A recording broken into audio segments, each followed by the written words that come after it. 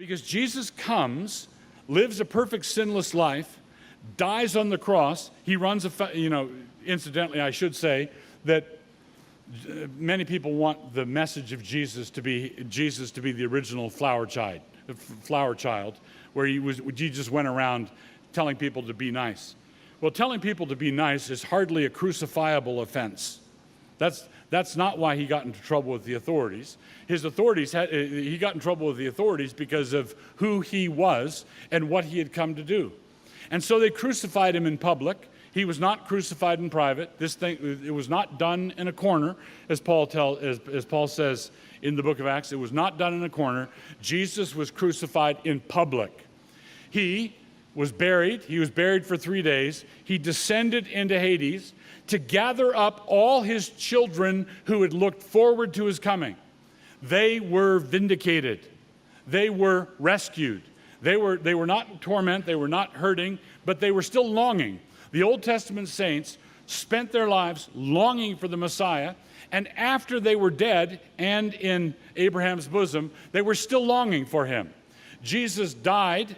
He was buried. He descended into Hades. He rounded all of them up, not missing one, not gathering up one that he shouldn't have, and not missing one. He gathered them all up, and he rose again from the dead. And he transferred them all into paradise. He transferred paradise into heaven, and that's where we can expect to go. But we can only expect to go there if our sins are forgiven. And our sins are forgiven on the basis of the death, burial, resurrection of Jesus. This gospel, this message proclaimed in this way puts men and women, boys and girls, right with God. When we declare this message, Christ crucified, Christ buried, Christ resurrected, and all the surrounding aspects of this, his ascension afterwards, his descent into Hades, is all encompassed by this and mentioned in the Creed. When we proclaim this, people are put right. We don't know how God's Spirit accomplishes this, but God's Spirit does in fact accomplish it. You proclaim the death, burial, and resurrection of Christ, and God puts people right.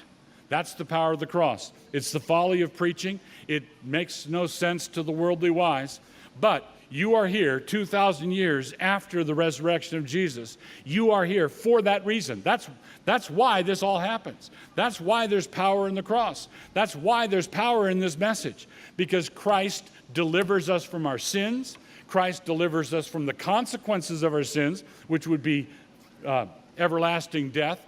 Christ delivers us from corruption. Christ delivers us from our weakness. Christ delivers us from dishonor, because we are all going to be resurrected in glory. And this only is possible because Christ descended into Hades, and he, our Christ, our Messiah, came back.